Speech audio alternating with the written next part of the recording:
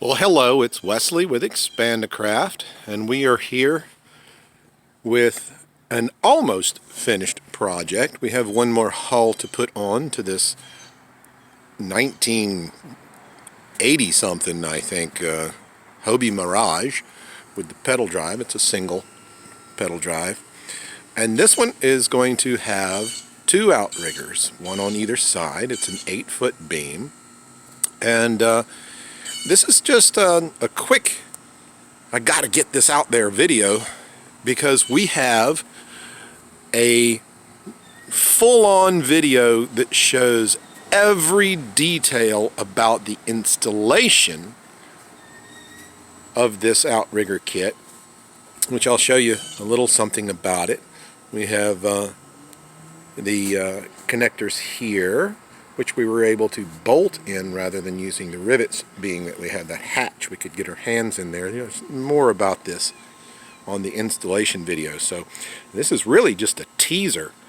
I want you to tune in, because we have to edit and get the other video out, which is quite in detail, the how-to video for installation of a kit like this.